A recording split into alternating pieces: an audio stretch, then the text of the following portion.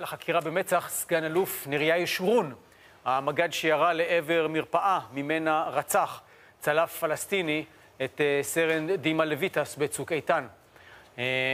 שלום, אנחנו מארחים את רב סרן במילואים אופיר סופר. שלום וברכה. שלום וברכה, ערב טוב.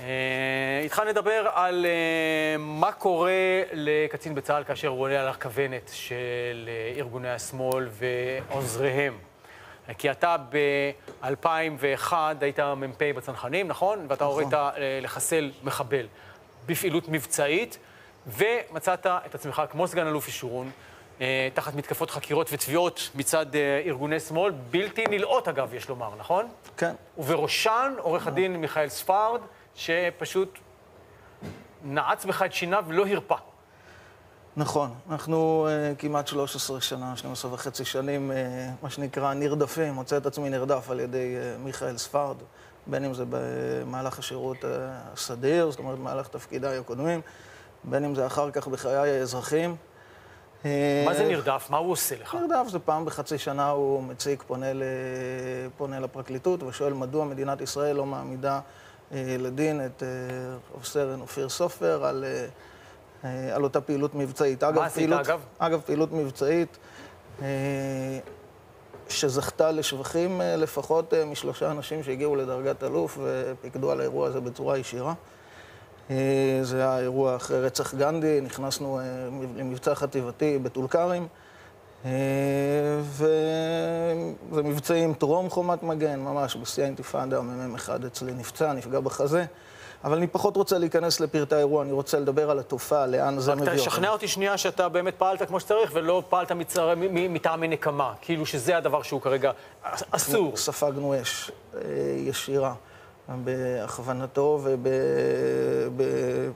הוא ארגן את כל הפעילות, אותו גזבר חמאס טול כרם, הוא היה מבוקש, הוא היה גזבר חמאס טול כרם, הזהות שלו ידועה לשב"כ, הכל גלוי וידוע, וסיכנו אותנו באיזושהי עילה באופן יעיל, זאת אומרת בצורה מסוכנת, ואנחנו בסופו של דבר ניסינו לעצור אותו ולנטרל אותו, הבחור צריך להגיד, כשאני נחקרתי באוניברסיטת... בוא נקצר, חבל, אני רוצה להגיד לך לעקרונים. מה קרה בסוף?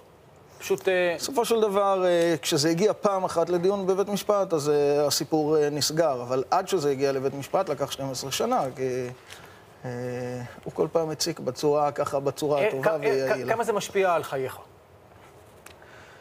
זה משפיע, זה לא נעים, כשאתה יודע שאתה צריך כל פעם, אומנם מדינת ישראל מטפלת לך היטב בתיק. מטפלת? מטפלת היטב, עורך דין בומבך עמד לטובתי בשלב מסוים לקראת הסוף, אבל זה דבר שהוא מעיק, אתה יודע. כמה פעמים היית צריך לסור לבית המשפט?